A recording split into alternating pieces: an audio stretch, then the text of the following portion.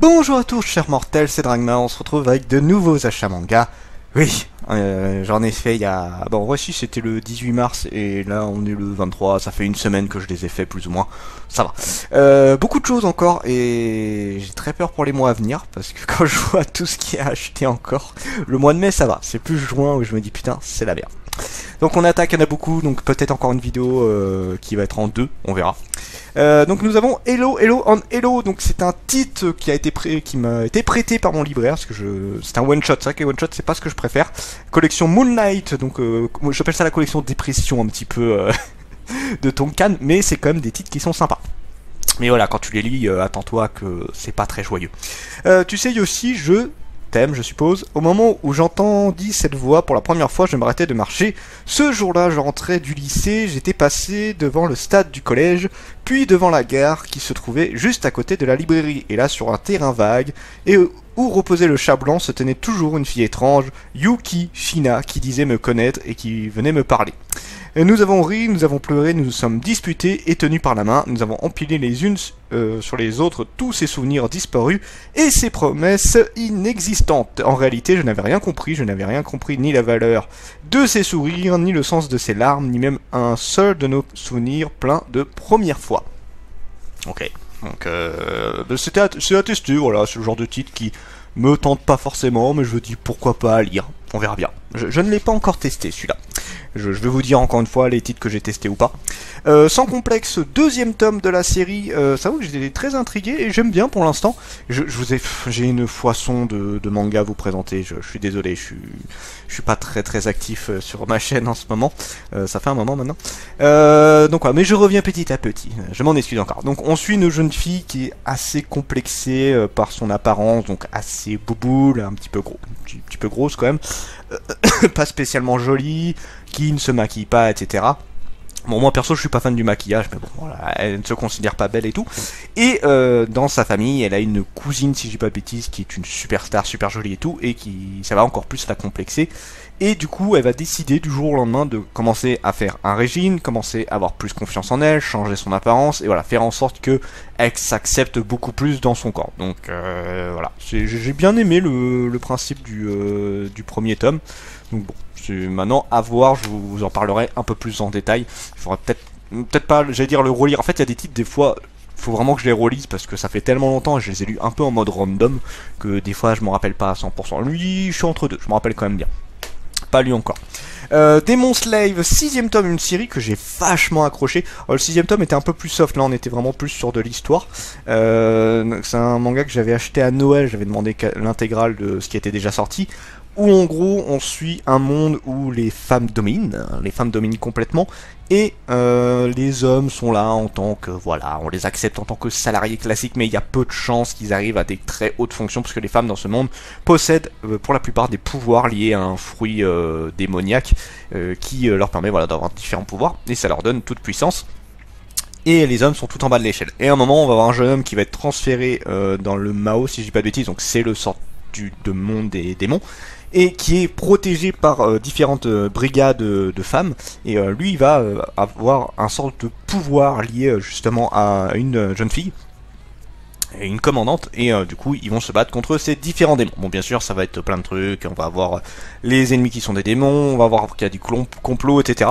Mais bien évidemment, alors c'est pas le truc principal, mais c'est quand même bien présent, c'est le côté gros ecchi du manga qui m'a beaucoup plu, mais même l'histoire en tant que telle et les personnages me plaisent beaucoup.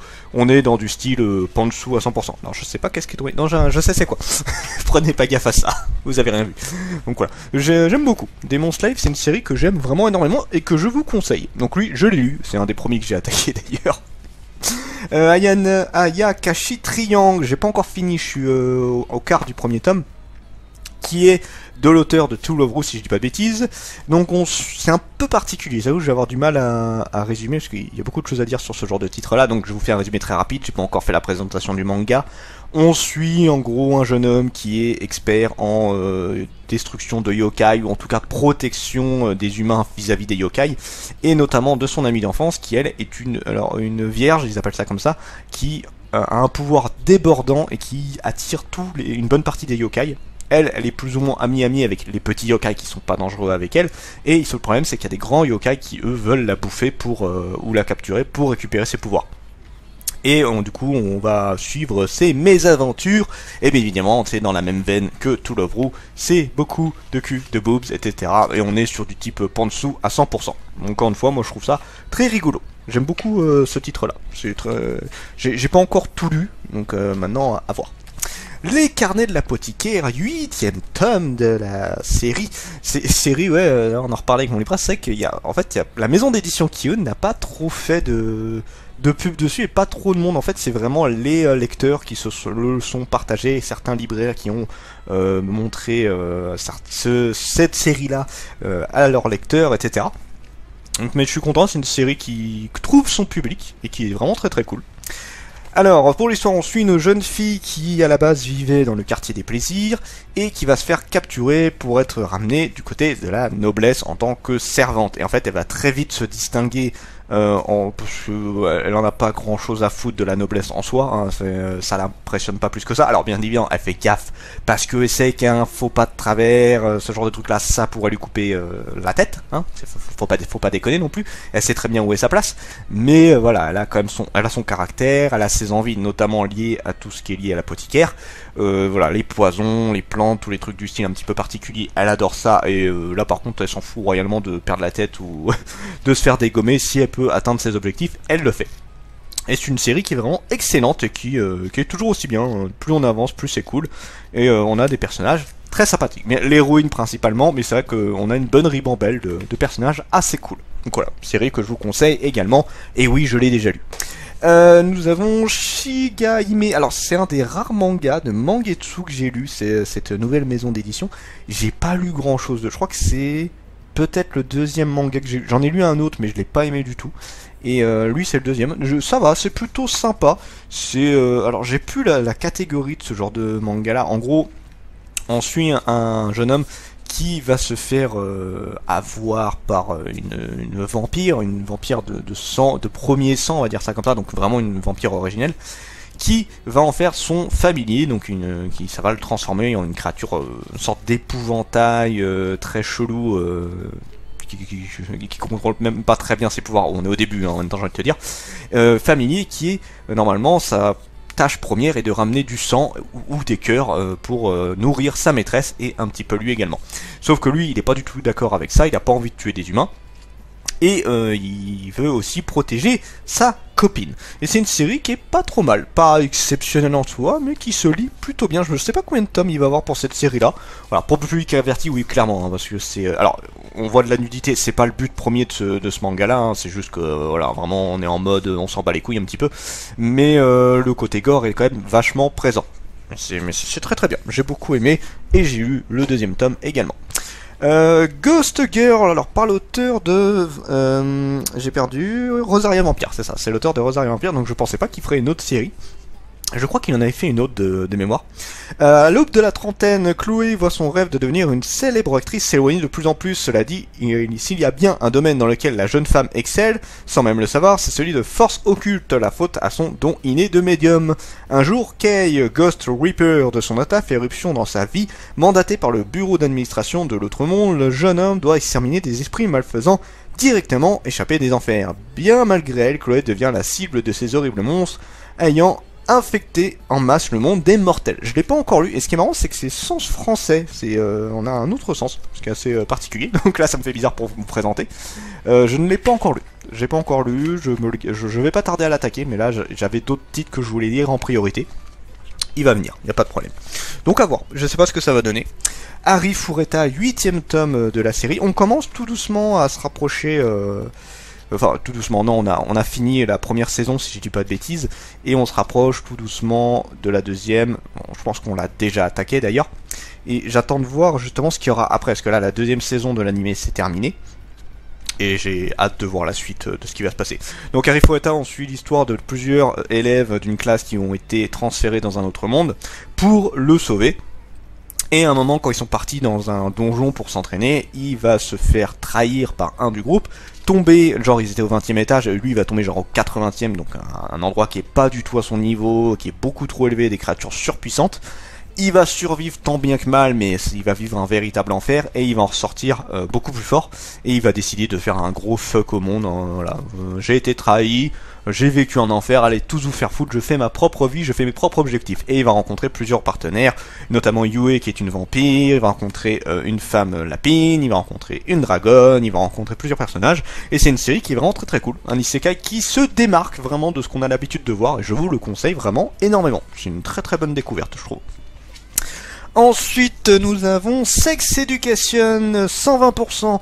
J'ai pas encore lu le 2, j'ai lu le premier tome, je vous le présenterai. Alors c'est plus ou moins du point de vue, plus ou moins beaucoup même, du point de vue des femmes. Parce que là en gros on apprend tous les trucs. Alors pour ce qui est du premier tome, on a vu vis-à-vis des relations lesbiennes, on a vu une histoire vis-à-vis de ça, ça a parlé des capotes, ça a parlé de plusieurs trucs vis-à-vis de la contraception, enfin pas forcément contraception un petit peu, mais voilà, on a parlé un petit peu de tout, là on est vraiment dans le truc, voilà, alors c'est des lycéennes je crois. Ouais, je crois qu'on est plus dans du lycée, ils ont 16 ans si je ne dis pas des 6, 16 ou des 7 ans, où là en gros on essaie de t'expliquer beaucoup plus. C'est vrai que l'éducation sexuelle, alors au Japon je sais pas trop, mais visiblement il y en a pas beaucoup, et de toute façon en France on en a pas, presque pas. Mais c'est vrai que c'est bien de rentrer beaucoup plus dans le sujet pour un petit peu montrer qu'il faut faire quand même gaffe, il y a plein de trucs, hein, mais c'est très intéressant. C'est vraiment une histoire que j'ai bien aimée. Donc, enfin, c'est même pas vraiment une histoire, d'ailleurs, ça c'est un petit peu particulier. On est dans un truc qui est là pour t'enseigner. Voilà. Mais c'est bien, moi je trouve ça très sympa. Maintenant, à voir ce que va le deuxième tome. Je crois que c'est en 3 tomes si je dis pas de bêtises. Mais voilà, c'est plus informative, et ça pourrait très bien être dans des classes, ce genre de truc là, hein. Moi je le recommanderais. Pas encore lu pour le coup. Excuse me, Dentist is touching me, j'ai commencé aujourd'hui, mais j'ai pas encore lu. Dans le monde de la pègre, Takuma Kurosumi est aussi craint que le vénéré, on le surnomme même Kurosumi l'inébranlable, mais il cache un point faible, il a une phobie des femmes. Pour surmonter sa peur, il décide de se rendre chez sa dentiste. Je pensais que c'était le dentiste, parce que j'ai lu genre les 5 premières pages. Qui n'est autre qu'une charmante jeune femme, mais est-ce vraiment une bonne idée? Car la demoiselle va non seulement se moquer de lui, mais elle va aussi lui cacher une incroyable vérité. Et j'ai feuilleté un peu, et je pense avoir deviné ce que c'était, cette fameuse vérité.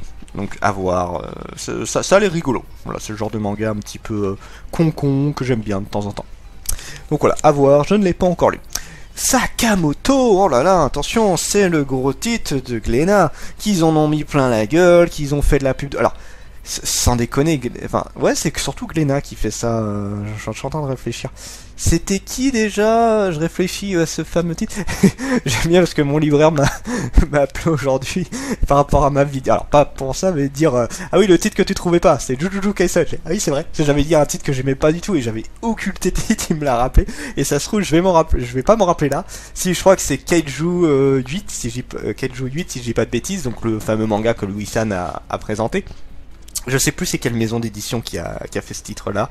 Et c'est pareil, il y a eu une pub de malade, il y a eu le représentant Louis-San, mais le manga, plus personne n'en parle quasiment, c'est passé à la trappe. Et là, Glénat a fait 2 grosses pubs sur premièrement Shangri-La Frontière et Sakamoto Day.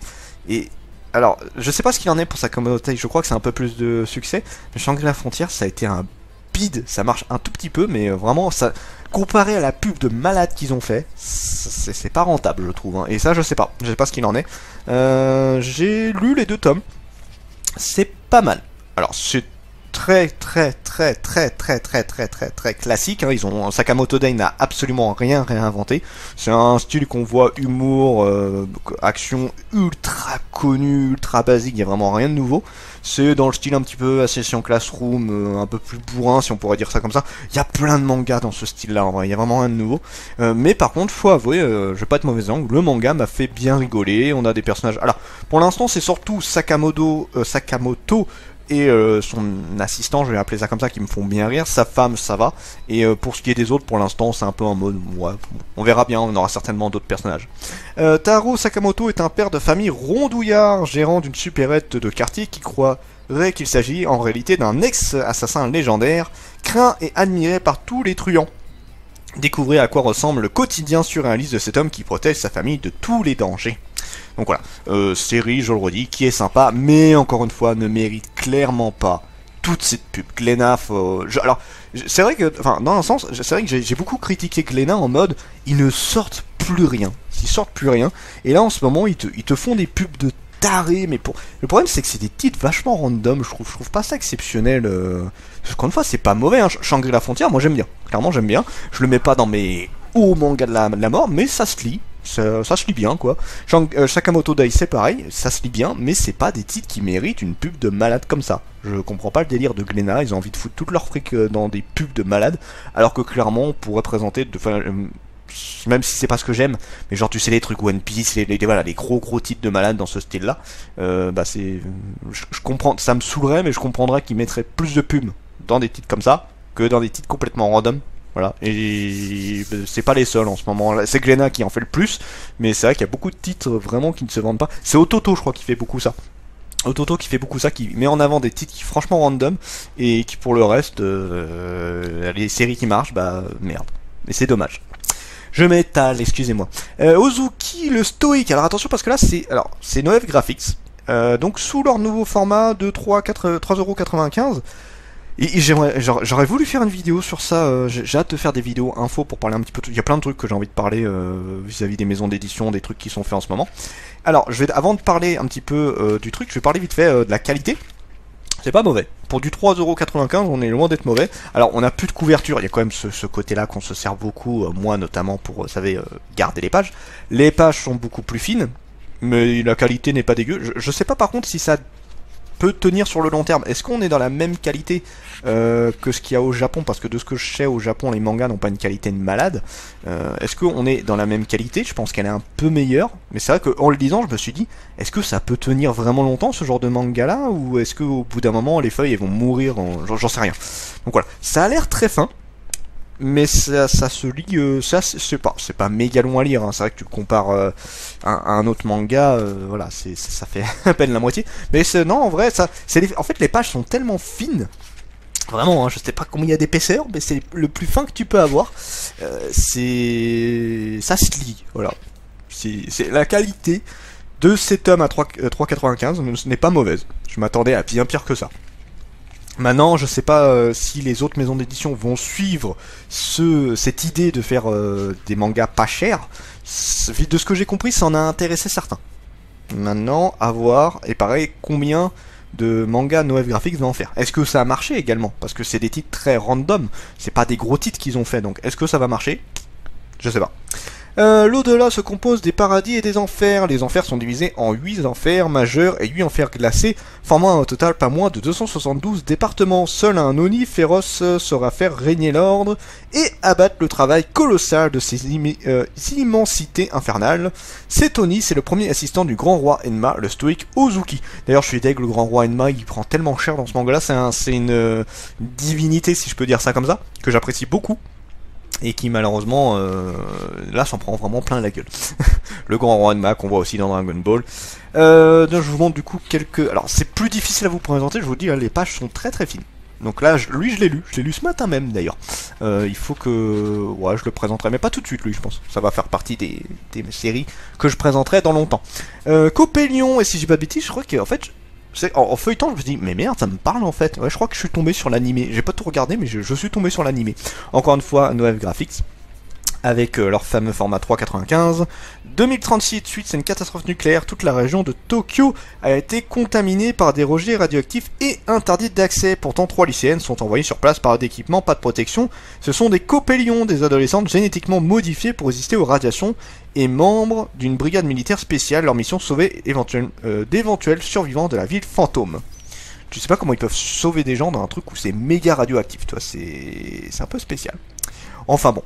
J'ai pas lu encore, ça va venir, ça fait partie des titres qu'il faut que je lise, donc on verra bien ce que ça vaut. Warning, manga radioactif. La petite blague facile. Élégante yokai. J'arrive pas à lire le titre tellement l'écriture est spéciale. Appartement Life. Je sais pas si je le dis bien. Yoshi Inaba, 16 ans, n'est pas le plus chanceux des adolescents orphelins recueillis par son oncle. Il espère en entrant au lycée gagner son indépendance en vivant en internat, qui se retrouve ravagé par les flammes.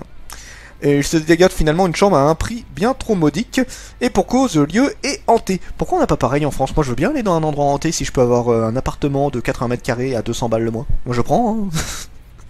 L'élégante maison ancienne dans laquelle il emménage ressemble en effet humain. Ouais, il y a un problème là. Je blague pas. L'élégante maison ancienne dans laquelle il emménage ressemble en effet humain. Il manque un mot là, je pense. Ancienne dans laquelle il ressemble en effet. Ok. Humain, yokai et divers esprits. C'est dans cette cohabitation atypique mais étrangement chaleureuse qu'une nouvelle vie commence pour Yushi. Je n'ai pas lu encore. J'ai même pas feuilleté d'ailleurs, j'ai même pas feuilleté le titre. Donc, les dessins sont pas dégueux. Je suis curieux de voir ce que ça peut donner. Il y a une jeune fille jolie, queue de cheval. Moi, j'adhère déjà à ça.